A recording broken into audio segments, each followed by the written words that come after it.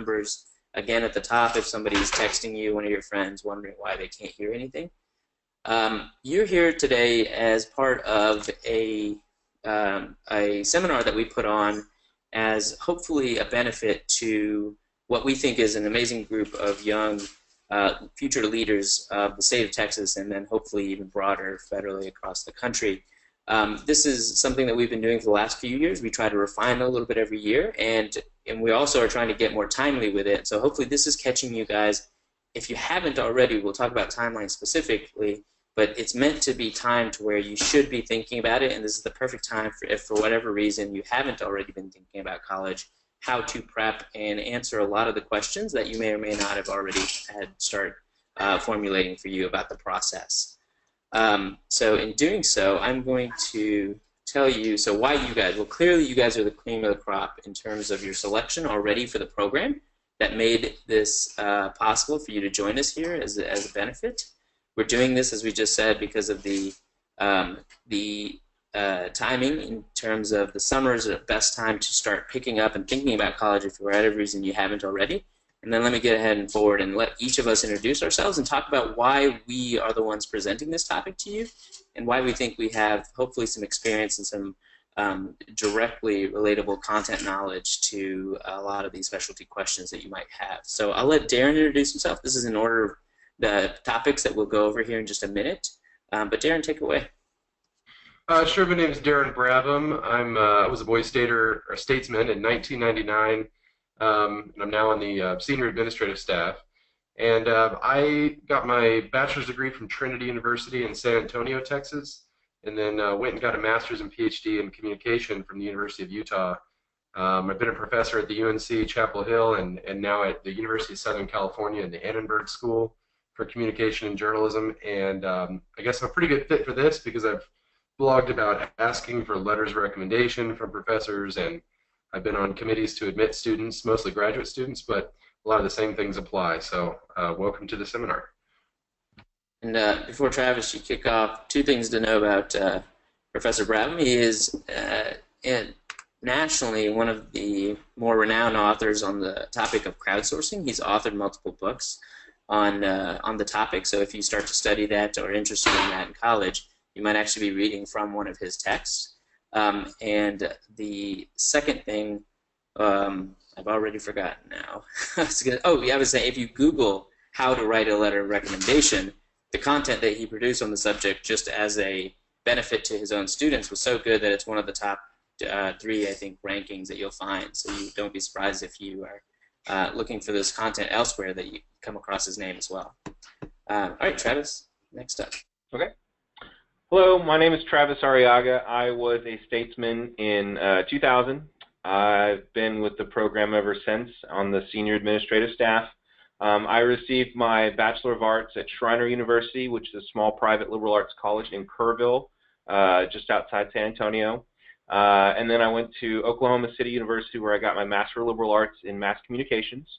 I have right at a little over 10 years of experience in higher education. I've worked on the admissions, financial aid, student services, and now on the instructor side as I teach.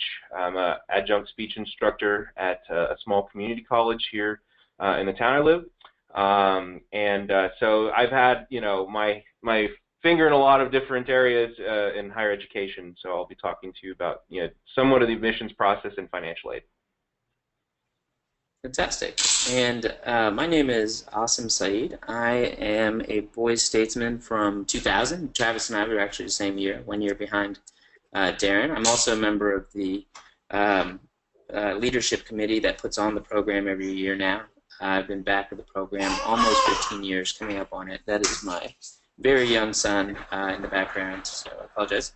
But after Boys State, I'm from the Houston area. I went to Rice University, where I majored in political science, and from there opted to do a joint degree for graduate school in medicine. And then after starting medical school, I added the joint degree portion, which was a master's in public administration at the Harvard Kennedy School of Government. So I incurred an absurd amount, you cannot imagine, in accomplishing these various diplomas. And in doing so, along the way, I tried to support myself, or at least supplement some income, teaching pretty extensively for the Princeton Review, doing multiple SAT courses, and then eventually MCAT courses, which is the medical college admissions test. So over a decade with the Princeton Review, working on test prep. And so I'll be talking to you a little bit about that there shortly. While at Rice, the other experience that I think is very relevant to what you guys are doing now is I was a career services advisor, which is a specially trained group of students that act as peer advisors, specifically on teaching college students how to apply to both grad school as well as professional jobs, and what type of things they need to do to update their resume, format their resume, then also both write essays and ask for letters of recommendation. So all the things that we'll be talking about here that are relevant just as much to high school students applying for college as they are for college students applying for jobs. After grad school, instead of practicing medicine, I ended up at a consulting firm that you guys may not have heard of, but is a very, very particular consulting firm in how they interview. And so now I actually still was formally trained by them in interviewing and continue to work with candidates for this consulting firm in prepping graduate students now applying for these jobs from different schools. So that being said, this is a little bit about how we're going to be spending our time. A couple of topics that some of which you may have sources at your schools that are great resources, your college counselors, other things. We never mean to try to supplant those. But so some of those topics you'll find familiar, like things about the standardized testing process, letters of recommendations, essays, and personal statements. But at the same time, what we try to do here is not be, I guess, repetitive to things that you can easily find online, but rather give you some more detailed information about what we think students aren't getting from just reading about these types of subjects. Specifically, when we talk about like being really professional about how you ask for letters of recommendation, how to be in depth about both the topics you select and how you write, some tips on financial aid. And then even starting at the beginning, we think a topic that's often overlooked completely is choosing the right school for you, which oftentimes is just assumed that you already either know what school that you want to go to or you're going somewhere close to you. And we take a little bit more structured approach to what we think might help find you a better match. And to kick that off, that'll be Darren Brabham, and I'll leave it to you, Darren. Okay, so I guess what I want to talk about here is thinking about college, your college choices here as more than just thinking about the big name schools in the state, or thinking about the Ivy League schools or the big sports team schools you might have seen on TV a lot, or thinking about the school that's just around the corner from you in your hometown.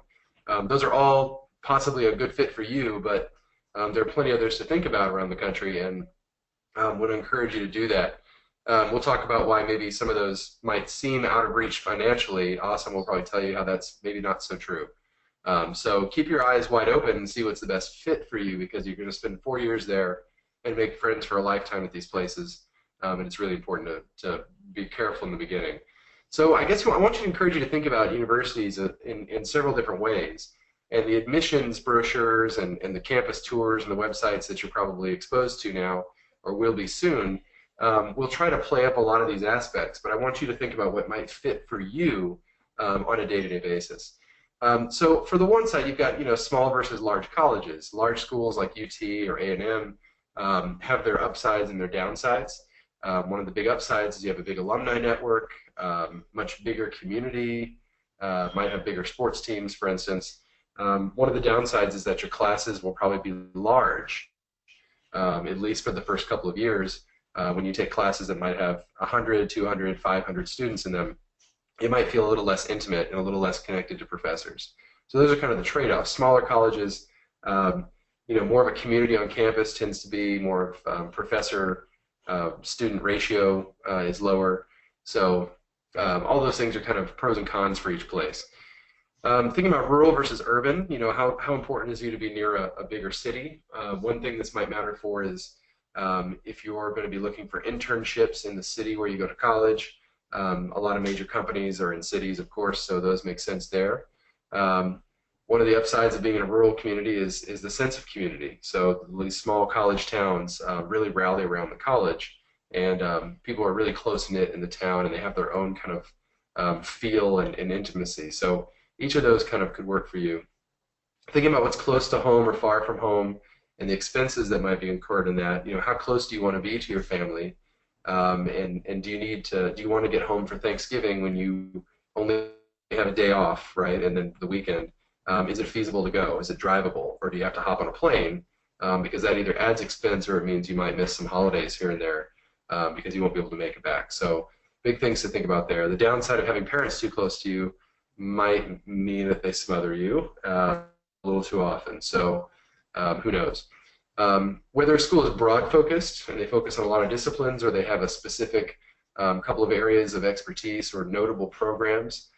For instance, Sam Houston State, really well known for its criminal justice program, also has a pretty good broadcasting program and its journalism school. Schools like University of North Texas have really great music schools and good teacher education.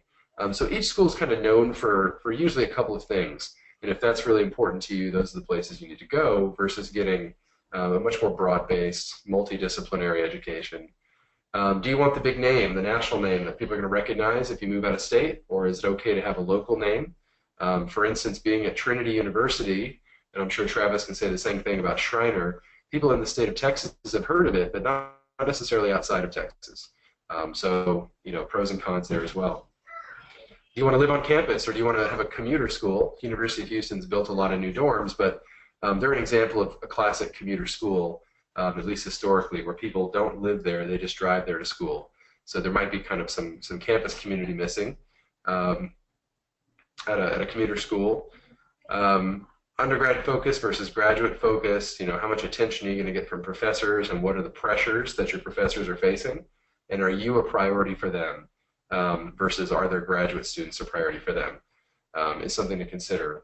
How big the sports are. Again, this adds a lot of character to your university experience. Some schools, like Trinity, for instance, had small Division III athletics, which were really great. The good thing about that is I was able to just kind of walk on in my junior year and throw javelin for the track team. So, despite what I look like, I was actually a varsity track athlete in college. Versus someone that has more of a national sports team where I could never walk onto, but it's a lot more fun to watch and they make it into bowl games and whatnot. And then, of course, how homogenous or diverse do you want the campus? University of Houston is one of the most diverse campuses in the world in terms of race and ethnicity, also income. In a homogenous campus, if you're at a historically black college and university like Howard or Texas Southern or Prairie View A&M, for instance, you have a campus that's mostly African American and professors that are mostly African American. So that may or may not matter to you. It's something you may or may not want. So those are many, many variables to think about with choosing a college. And when you look at them as a myriad of possibilities, each university really is unique and has something different to offer. So I'd encourage you to think about those things and really analyze on what matters to you as opposed to just kind of go with the default 2 or 3 that you and your friends are all looking at. So I think I'm going to turn it over to, I think Awesome is next. Yeah, give me just 1 second. Sorry, my headset was dying, so I'm trying to replace it. My apologies. Yeah, no problem. That's why you're messing around. Yeah. That's what you wanted. Okay. Well, I'm going to talk out to the public mic here in just a second. Sure. Okay. Sorry, just 1 more second. We're just going to give you the high pressure of awkward silence. Awesome. You guys can see the next slide over. So, yeah, actually, I think Travis is going to be going over this. Is that right? All right. Travis, you're up. Okay. So obviously, this next section is pretty important in this process. If you haven't already, now is the time to. Hopefully, you've already decided where you'd like to go. You've developed a list of schools. I believe Awesome will discuss more about that in depth. But now's the time to start applying. There's several different types of applications to complete. If you're looking at an out-of-state school, there's the common application, which is great because there's a whole bunch of advantages. You can only fill in your information, your address 1 time, things like that. All your documents are in one place, your transcripts if you need to scan them, that kind of thing. So there's different tools on each of those sites. The Common App's a really good one to start with. Let's see. Sorry, I lost track of my notes. Application deadlines vary, so you want to check directly by your school. The Texas Common Application and the Common Application have really good tools on alerting you, sending you text messages or emails of when the deadlines are based on what schools. A lot of them tend to follow the same deadline, but now is the best time to start applying. So demographics. Sorry? Are you? Oh, you're sorry. You're going to demographic. I thought. Yep. Go ahead. Sorry, Travis. Yep. Sorry. It's like, what did I do? Demographics. So it's very important when you're filling this information in that you use your legal name. Don't use a nickname or something like that. You definitely want to make sure all this information is legal. An email that you check often. I would create one maybe that's a little more professional than some. When I was an admissions counselor, I saw all different types of emails, referring to alcohol or, just things like that. It's very unprofessional, so you definitely want to have something, a good one is just your initials, your first two initials and your last name at Gmail or something like that, something that's going to be professional and that you're going to check often. Don't skip anything on your application. If you're unsure about something, let's say if there's a line there about your career goals, something like that, you're not sure, well then put unsure. You don't want to blank because it doesn't look good when your admissions officer is looking through that thing and there's things that aren't complete, and so they might think, oh, you're not paying attention to detail, things of that nature. So you definitely want to do that. This pretty much goes without saying, but you don't want to lie on your application. Make sure you put everything that's correct. Colleges can and will find out, especially when you're looking at financial aid and those types of things. When you're putting in your financial information from the IRS, that kind of thing, it'll all come out. So just make sure you make sure to do that. I found, doing some research, I found a good website. It's called studentadvisor.com. There's a lot of different ways to do things. When Darren and Awesome and I were in college, getting ready for college, a lot of this stuff didn't exist. So there's a lot of great tools. Back when we were in high school, we went to our guidance counselor and they talked to us about this stuff. Well, nowadays it's not necessarily something that you can do because they have other responsibilities. So there's a lot of good tools that you could use online. So that's one of them, and I'll talk about a couple of them when you're talking about financial. What was the website again? It was called studentadvisor.com. Is this it right here? Yes, that's right.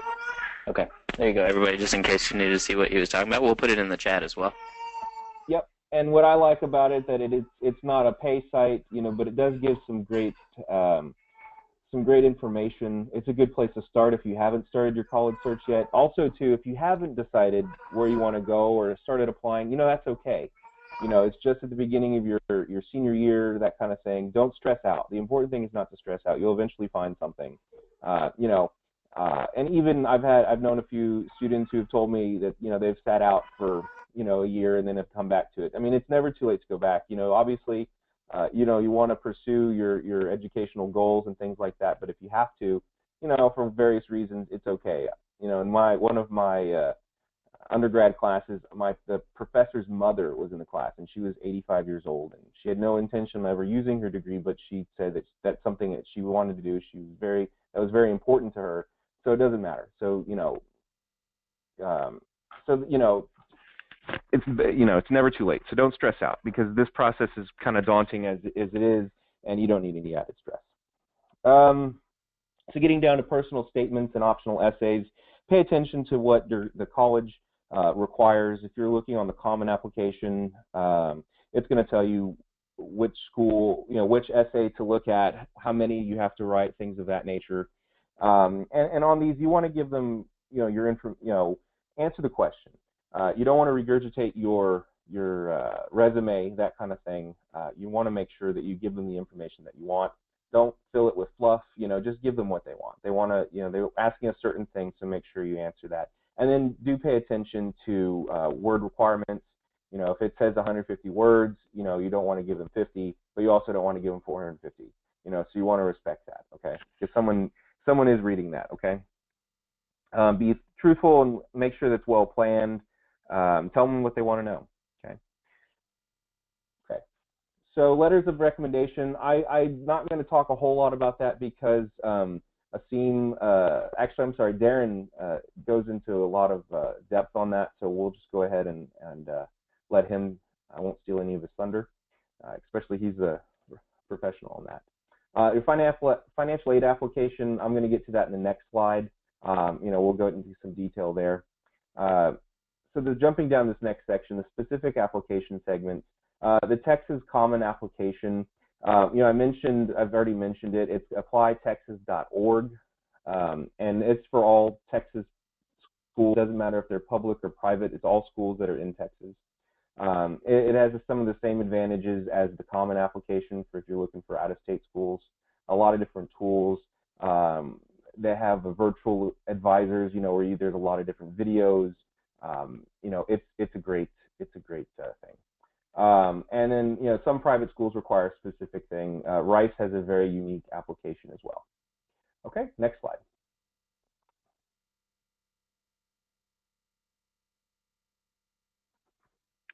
Okay, so now we're going to start talking about your financial aid basics.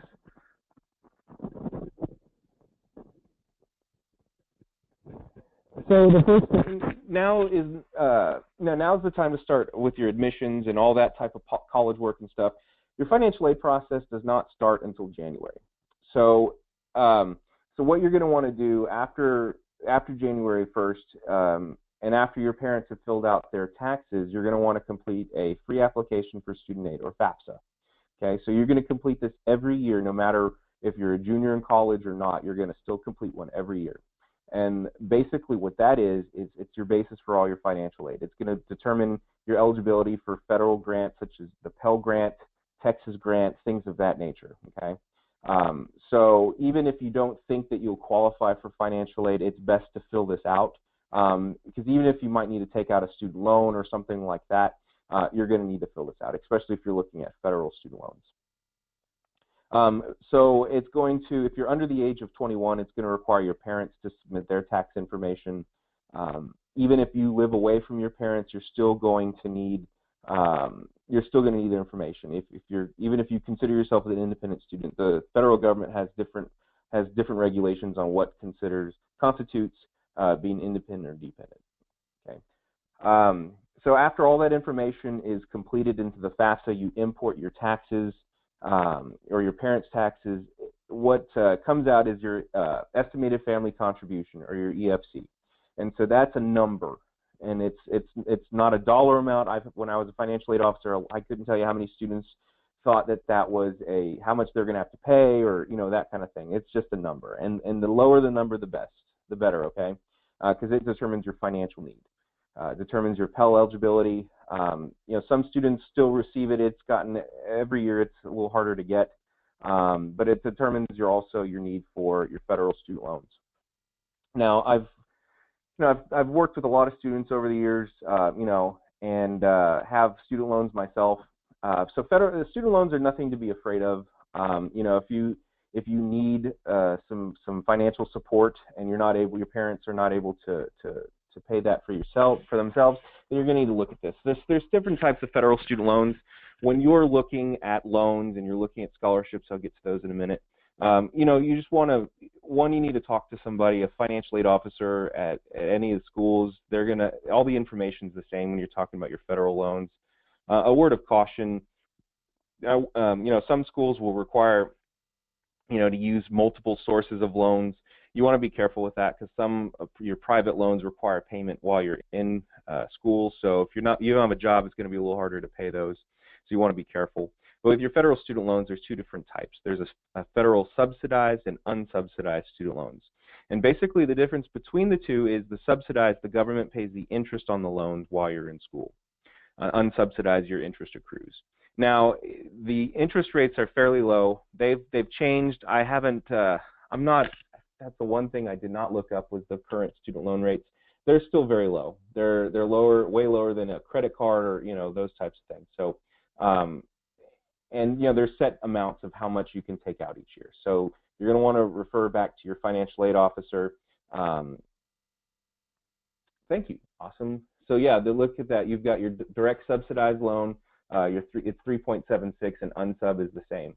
And then you've got the plus loan, which is a parent loan. You see that at the bottom of that table. It's 6.31%.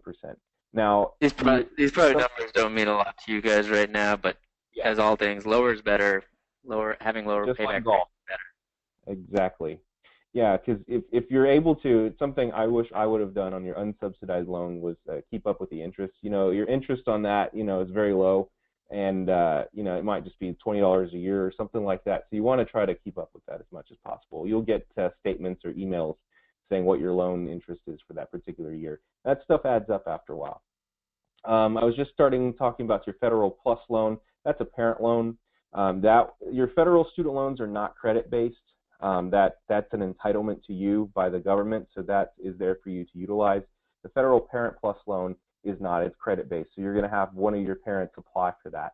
And if they're approved, if there's a gap between what the cost of tuition and what you're already eligible to receive in federal financial aid, institutional financial aid, they can take up to that, fill that gap. So, that's a good thing if you need that. And if they're declined, it's not a big deal either, because you're actually you actually receive more in your unsubsidized loan.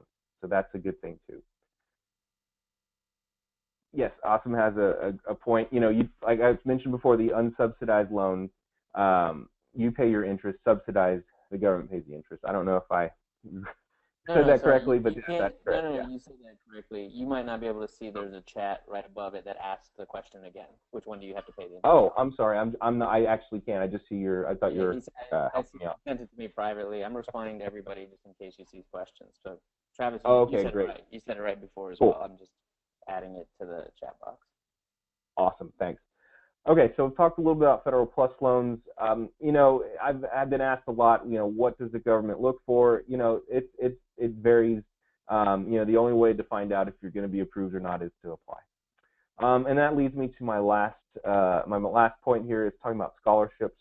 The first thing I want to caution you is scholarships. If it seems to be too good to be true, then a lot of times it is. Some guidelines you never want to pay to apply to a scholarship, that kind of thing. You just gotta, if there's any shred of doubt, Google it, look it up. It's hard to believe, I remember a time before Google, and, we had to go elsewhere for information, but just look up the scholarship, see if it's a scam. It's sad that that there's things like that out there, but there are. So you have to be careful. Scholarships are a very good thing. I'm trying to remember the website. Asim, if you wouldn't mind looking up, it's either fastweb.gov or .org. I can't remember. I used to use it every day. That's a good starting point for scholarships. You put in the different organizations, things that you're involved in, and it's going to find scholarships that you might apply for. So it's a non-subscription service, that kind of thing. It is it's just a scholarship clearinghouse. So it lists all these different scholarships. There it is, fastweb.com. So you fill in a little questionnaire, what types of organizations you belong to, ethnicity. There's a lot of different scholarships tied to that. And it'll kind of narrow things down because there's so many different types of scholarships out there. So you want to, that's one thing I really wish I had taken advantage of. A lot of them require an essay. Try to at least do 1 or 2 a day. I don't know, depending on your workload with school, but it's something that's going to pay off, and it's going to. If you don't, it's going to stick with you in the long run. So that's more loans you'll have to take out. It's more payments, that type of thing. So hopefully I didn't go too much over time, Asim, but that's really all I have. Great. Thank you, Travis. And Travis, like you said, is a very well-experienced person who worked as a financial aid officer, so has a ton of details here for you guys. The thing that he said earlier to remember is you don't start this process till January, and I often find students ask me at college fairs, if I'm there speaking on behalf of a school, well, I don't know if I should apply because I don't know if I can afford to go there. The reality is you will not know anything about your financial aid package until after you've already applied, because most applications are due before then or right around the same time at the end of the year. What I tell those students is do not make a decision about whether or not you can afford it about to decide whether or not you will apply. Apply, and especially if you're a strong candidate and you get in, you're always in a better situation to figure out what they will do to try to support your admission if you're admitted. Okay, so don't assume, especially some of these private schools and Ivy League schools come with really, really hefty price tags, but it's unfortunate that's a deterrent from applications because they also try to do a really great job of meeting all financial need. In fact, explicitly, that's typically their goal because all of the students have such high academic achievement, they typically don't offer merit-based scholarships and instead divert all those resources to need-based scholarships. So the last thing I'll say, repeating again, is don't let the decision about whether or not you can afford a school determine whether or not you apply. Apply first, assuming, and there's ways to get around the application fee if that's an issue, but apply first, do your very best in the application, and make them want you, and then you're in a better position to start talking to them about applying for financial aid. Yeah, that's an excellent point, Asim. Yeah, that happened exactly to me. I was scared off by a price tag. I went ahead, applied anyway, and then I got a $10,000 scholarship to Schreiner. So, and it's so easy to do. And when you look at the price tag, it doesn't look into how many financial aid or scholarships or things that you might qualify. That's just how much it costs per year. So don't let that number scare you off. That's a excellent point. And part of what they'll do is they'll look for scholarships for you. You should definitely be proactive if you know that's going to be a concern for yourself. But once you've applied, you've been admitted, and you apply for financial aid, they will also actively look for scholarships to try to make that feasible for you to go. So moving on, just in the interest of time, one thing that I wanted to quickly point out, so Travis, I looked into that issue earlier. So applytexas.org covers all the public schools and plus some private schools. So a few things might not be on here, but you can just click on the website and then do the drop down and you'll see which schools are on Apply Texas versus the Common App. So Rice, for example, is on the Common App, but private schools like St. Mary's and San Antonio are on here. So you just have to, the main, I think, thing to remember is you have to figure out if you're interested in a school. The reason we talked about that first is you should make your list of schools that you're interested in, and then you're responsible for figuring out everything about those applications as soon as possible so you're not come up with surprises and you're doing essays on December 24th because you didn't plan well. Okay, so let's keep going in terms of topics. So SATs. So I think you guys have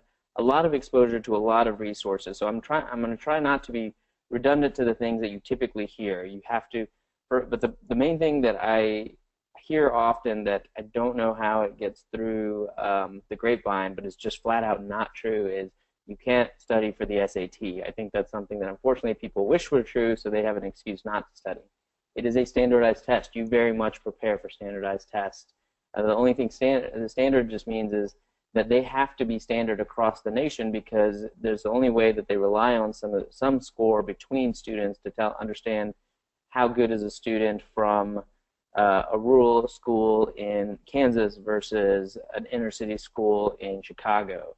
So there has to be some standardized approach to measuring the performance of these kids, and the SAT is the best attempt at that. It is not necessarily a great effort, but it is the best attempt at that, and you can very much study for it. People often ask me, should I take the ACT? And unfortunately, I find that people ask that question because they're either not happy with their SAT score or they're looking for just some other test to take another random shot at. I think very much so the SAT and the ACT are both standardized tests that if you take them both without preparation, your percentile is likely to be similar. If it is marginally higher on the ACT when you take it, that was due to perhaps a smaller subject affinity you had for sciences that are included and some other things, but it's not going to make a big difference. What you really need to be looking at is what timeline, how much preparation should I have as I think about when I'm going to take the standardized test. So if you haven't taken the SAT already, I'd highly encourage you to take any time available now to get it out as early as possible. Meaning if there's an exam that's around the beginning of school, but you want to really enjoy the last parts of your summer, I just encourage you to think about during the school year, you're also going to be very much wanting to enjoy your senior year, and there's never a great time to study. So The reason I encourage you to do that earlier rather than later and wait for one of the later exam dates that you can take your senior year, which is probably, I think, the November test. You'll have to check on the websites of the different colleges that you're applying to. The reason I say take it earlier is you need to know very quickly, am I going to take it again? And let's talk about retaking the exam. When I say take it again, I don't mean you line up the test for September, school starts, so you get distracted, you take the test, you don't do as well as you want, so you say, okay, well, I'm just going to take the November one again. If you aren't going to stop and prepare for the exam the second time around, it's, again, only going to marginally change, not statistically significant score changes. You're going to maybe go up 50 points, down 50 points, who knows? But the main thing you really need to do is think about how you're going to prep for the SAT. And the SAT and the ACT, having been somebody that taught for over a decade with the Princeton Review, are tests that shouldn't be daunting in the way that I think the weight that they often results in a lot being very daunting for kids. The SAT is just like any other exam that you take in terms of test, and the fact that it's multiple choice exam, but unlike most exams that you take in school, there's so many resources out there that can help teach you tips about how to work the problems differently, or how to practice taking a test and practice the time that you have on a time test, that are just not comparable for any, let's say, government test that you take in AP Government. So in that way, in fact, there's many more resources available to you. I've put a list together here of a couple of different resources. I highly encourage you to pick up a book. You can find them at half-price books. You can find them online on Amazon for very cheap, secondhand. And they'll tell you how much they've either been written in or not. And again, there's a ton of free test prep available online, both subject matter as well as practice tests that you can take to start familiarizing yourself with the exam. But the main thing I want to tell you here is the key to success in the SAT is actually preparing for it. And I see far too many students who just assume it's just going to measure how good I am, therefore I shouldn't change anything I'm doing. That's just flat out incorrect. If you guys have any questions, ask them along the way, and I'll try to answer, but I'm going to keep going from now on. Which ACT book do you think is best? So I saw that from Dylan Smith. I'll have to get back to you, honestly. I'm much more familiar with the SAT, and so I don't have a strong preference. The thing I'll tell you, which is likely true, is having taught the MCAT and looked at the MCAT courses between the Princeton Review, the Kaplan books, Exam Crackers, they're going to be comparable. I don't think there's a strong advantage, and this is coming from a Princeton Review guy, I don't think there's a strong advantage to any of these companies because, frankly, the the tips are all out there on the web for free. It's just a matter of, do you need structure? Would you like to take an exam because it forces you to study? But there's no strong advantage to the course versus getting something and making sure you're diligent in prepping yourself, or which materials you use. That may be be a little bit distinct on the margins, meaning some books might have extra questions in case you need to practice a lot, but the content within them shouldn't be much different. So continuing on, I think our next topic is letters of recommendation. Darren, do we still have you with us? You want to take over here? Sure. So, thinking about letters of recommendation, I come from this with a lot of experience. I've written dozens and dozens of these letters over the years, and a lot of times my students do things that I think are kind of a little wrong. So even if I think that they're great students and I'm happy to endorse them for whatever they're applying for, scholarships, graduate school, jobs, I kind of shudder a little bit when I see some of the things they do. So I guess I'm going to break this down into these 4 categories. So the first thing is, who should you ask? This is a big question. A lot of times, I think the drive is to find the biggest name that you can. I've heard of people applying to colleges who try to find, they're like, well, my dad knows the head coach at Dallas Cowboys, so I'm just going to see if they'll write a letter for me because they're my dad's friend.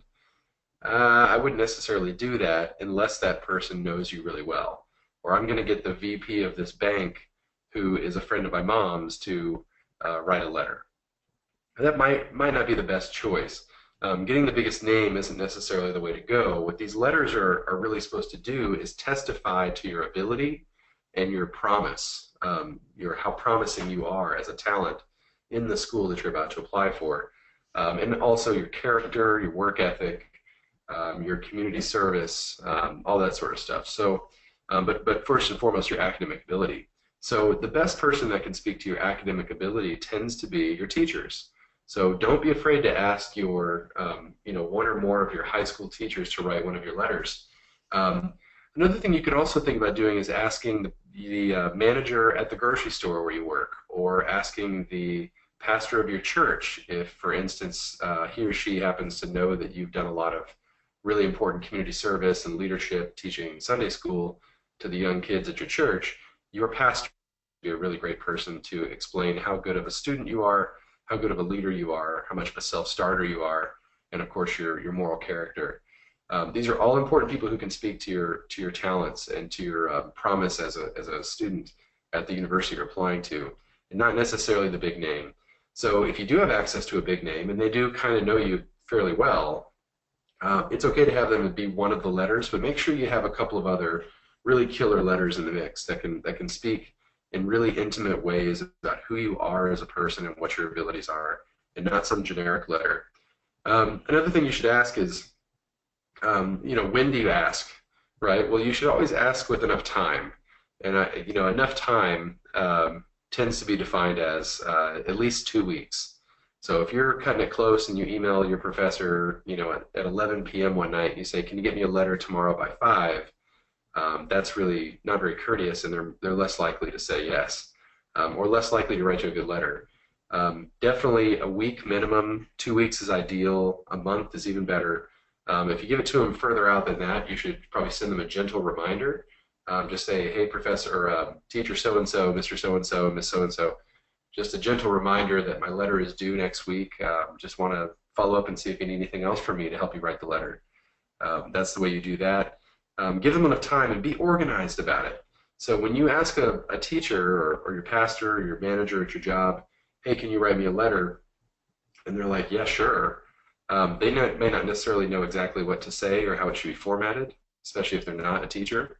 They don't know where it should be mailed or emailed. They don't know whether it should be, if there's an online system to upload the PDF, or if it needs to be in a different format, et cetera, et cetera. So a lot of these systems become pretty automated, and people who say that they'll write a letter for you, you'll go into the system and then indicate, through email that they're going to write a letter, and then the letter writer will get an email that says, so-and-so student has asked you to write a letter for their application to this college, and then they can go on and do the online program. But a lot of schools are still not using those systems, so you need to make sure you keep it organized. If you're asking for multiple letters to multiple schools from the same person, send them a spreadsheet that has a calendar, right, that specifies, here's the deadline, here's when it's due, here's who it's addressed to, and just help them be as organized as possible. They're doing you a really big favor, testifying to your abilities to try to get you to the next step in your life. So respect their time and try to keep things less cluttered for them. Another thing I kind of missed when I said who to ask, one kind of interesting way to make sure you get a good letter. You don't want a letter to come in and be negative, and you're saying, do people really write negative letters? Yeah, they do. If you ask some teacher, "Will you write me a letter for my college application?" some teachers say, "Yeah, I'll write you a letter," and then they end up writing kind of a lukewarm, not very enthusiastic, or sometimes negative letter. The reason is you didn't ask them what kind of letter they were going to write. And you don't want to ask them, "I need you to write me a positive letter," because that's insulting as well.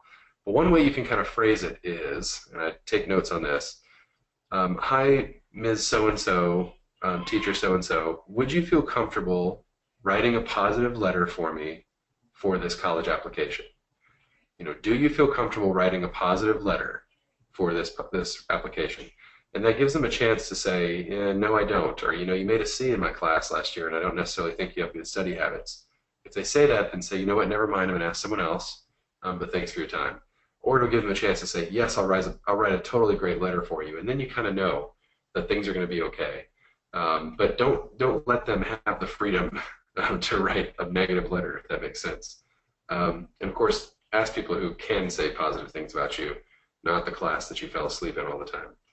And then the last part is following the rules and following up. So some of these applications say no more than 3 letters, right? Or 1 letter needs to be from a teacher and 2 from non-teachers. Or you can send, three letters are recommended. That means you might be able to send more. If you think you have 4 letters that can speak to the whole of your character, in each different way, then you can do that as well. But don't send like 20 letters. Don't send 1 letter. If they ask for it, just do what they say. And if the format needs to be correct, that kind of thing. If it needs to be signed on the envelope and super secure and sealed by the teacher, make sure all that happens. And then the last part is just following up. As a teacher, I love it when I find out that the students that I wrote letters for went on and did great things, that they ended up getting into the college they wanted, or getting into the graduate school or the law school that they wanted later on, or winning the scholarship or going on the study abroad trip. I'd love to find that out, and it's the thing that makes me feel more connected to the student, and I get to follow their progress throughout their life. So do to your teachers or whoever you ask for a letter, do them a favor and send them a quick email down the road and say, hey, thanks for your letter so much. It must have made the difference because I got into my top choice. Thank you so much. I'm going to make you proud off to XYZ college. It feels good, and it keeps a good relationship, and it lets them know that you didn't just ask for a letter and then ditch them, that you really do want to maintain a relationship with this person after you graduate. So that's what I got on asking for a letter of recommendation. And I think Awesome plugged my blog post I wrote about this. Little fun fact, I looked up the tracking on that, and I know it's now gotten 100,000 views, which I think is kind of crazy.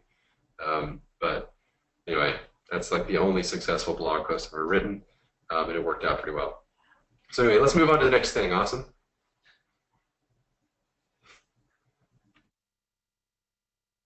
Great. All right. So I'm going to talk to you a little bit about college essays, and I apologize if in this and the SATs and probably other parts of today we're telling you a lot of what not to do, because we've seen some of the things that take people down a wrong path, and hopefully it is helpful for us not to be negative but to remove a lot of misconceptions about how good applications or good essay letters, etc., come about. They don't just happen, but you have to know to avoid pitfalls, and we always wish we had people to describe these processes to us, because I know I can speak for myself. I definitely fell into some of these pitfalls, including not having enough people review my essay and all these other things that I'm going to tell you about right here. So the first thing I'll say is that figure out what prompt you're going to be writing on, and often this is a choice for you, and in some of those choices there is an open-ended pick a topic or pick a person to write about. That's your choice. Those are totally up to you. What I'm going to talk to you about is how to pick about your topic, and then also the style at which you'll be writing. Knowing that the common application for most of the rest of the country versus the Texas applications are going to be distinct, and you definitely, if you're looking at those two categories of school, you should definitely find the prompts for the Texas ones here. This is a dated one, but they likely don't change very much every year. You can definitely just Google Texas Common Application essay prompts or personal statement, and then same for Common Application. The one thing that I'll caution you, so there's the essays that I actually wrote about myself, but I always caution people to write against is there's typically like 3 out of 5 of the prompts are about you, an experience you had, or something that you've been involved in that will tell us something about you. And then there's one that is a little bit more ambitious and sometimes difficult to pull off. And it's the one that asks you to describe somebody else. And the reason that I'm calling this out for you guys is because one of the main things that I want to talk to you about today here about writing a good college essay is something that really focuses on and shows you in the best light. And that is possible in writing about somebody else, but it's much more difficult.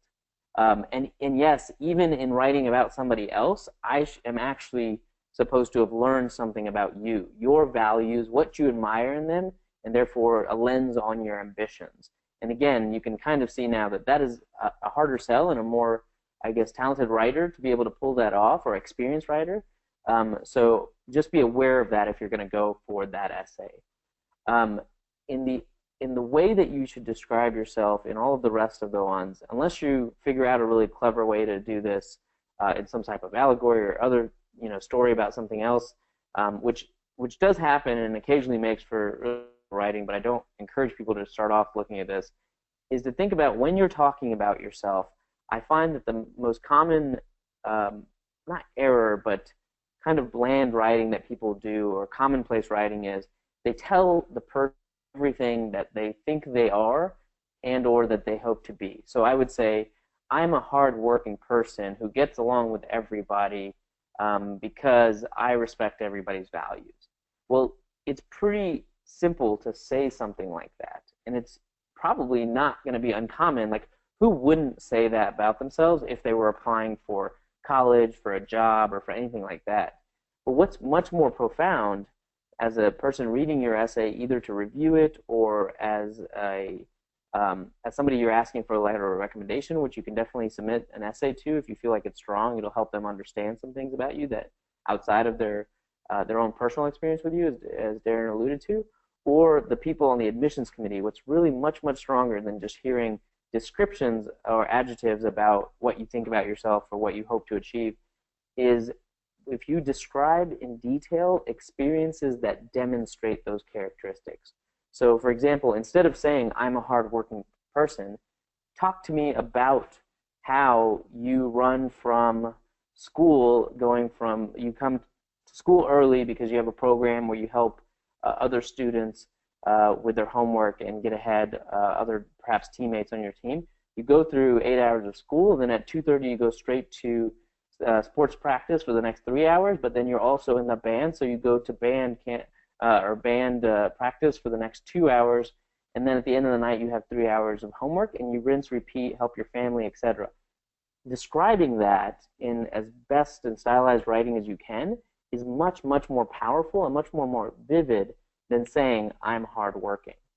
So that doesn't mean just start listing a laundry list of everything you do, because but in the cases that you find yourself, when you read your essay again, you just find a bunch of adjectives, and you ask yourself, could anybody else have just written this and claimed to do the same thing? And if the answer is yes, then it's not unique enough. It's not personal enough to you, and it hasn't done a good enough job painting a portrait of you in the reader or the audience's mind. Now, that being said, that's one thing that I'll challenge you, and is always the most common errors I hear. I read even from really, really strong students that have 4.0s and great SAT scores. The first draft of the essay is normally just a laundry list of adjectives that they hope they achieve, and or somebody else that they admire, or they end up writing a whole essay about how their parents are really hardworking.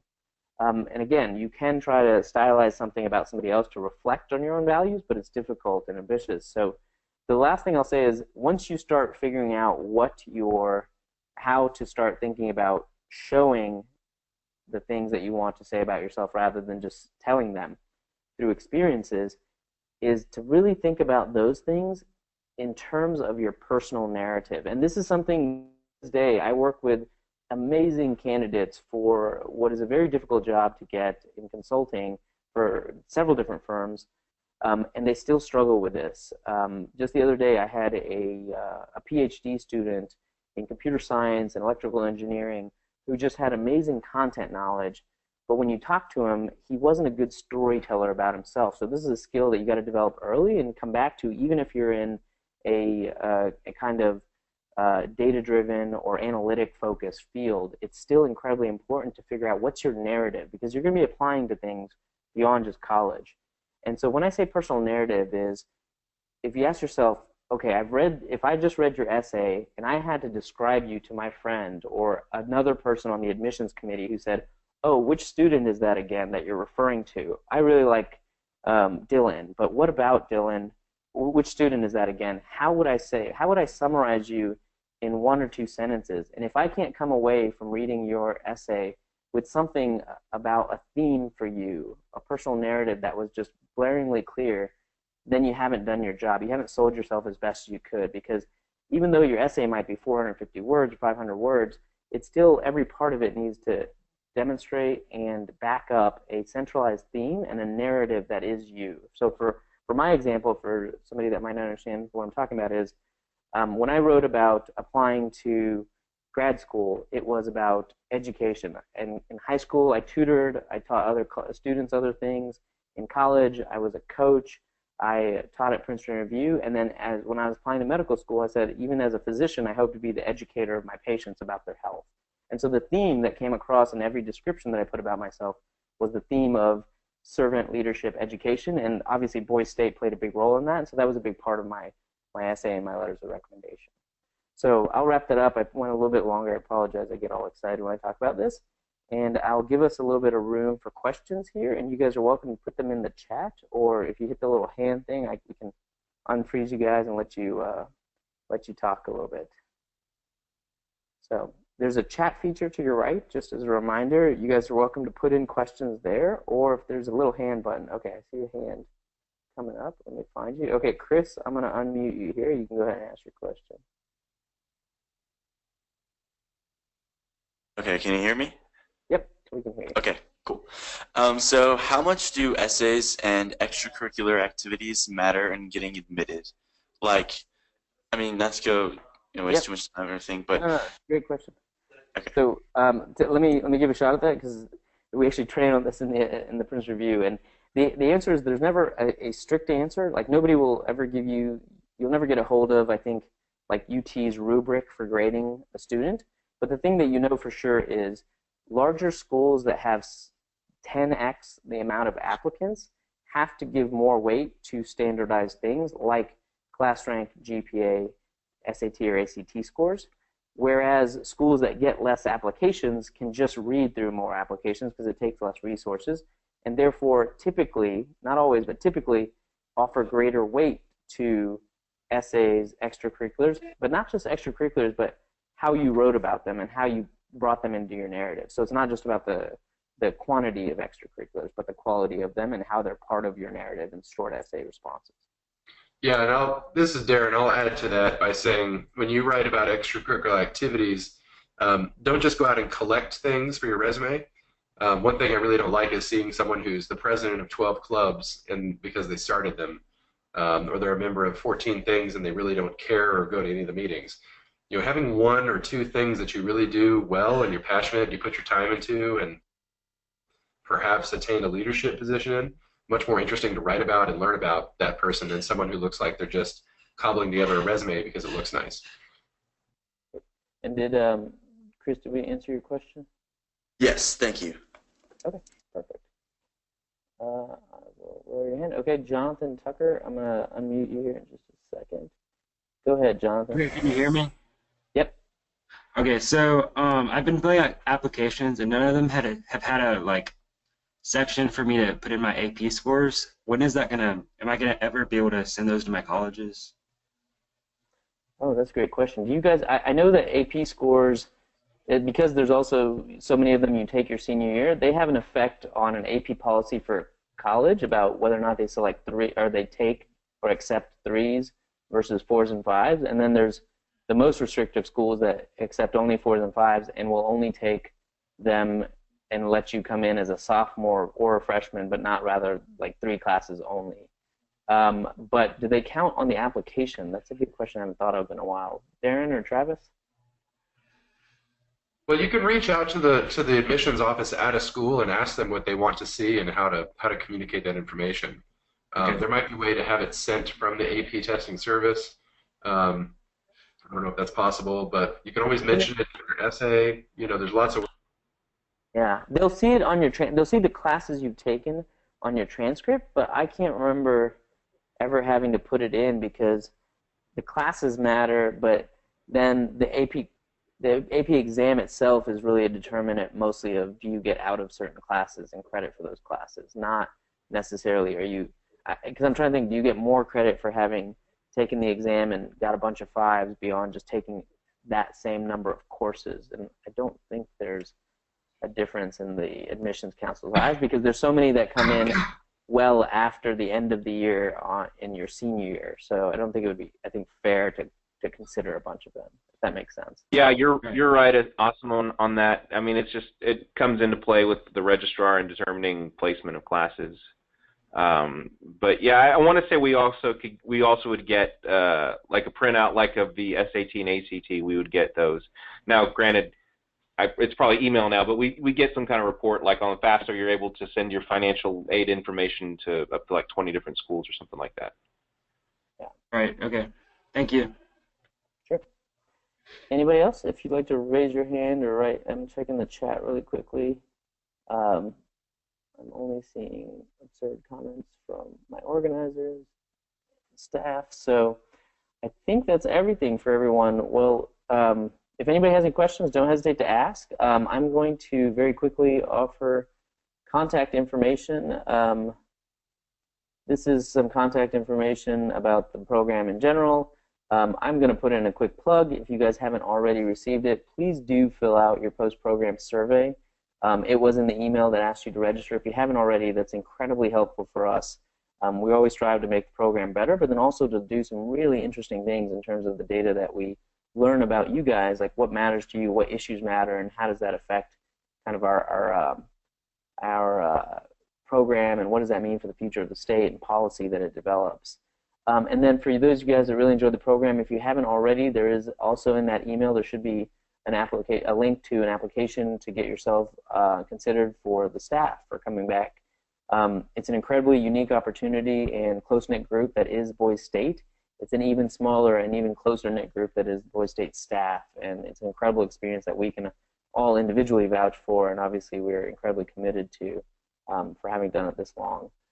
Travis has just put his information in there. I will put mine as well here, and then Darren. I'm not sure if they can see mine, Asim. If you could share mine too, I don't think they can see mine. Yeah, it says to organizers and panelists, and Darren did the Oh. same. Yeah.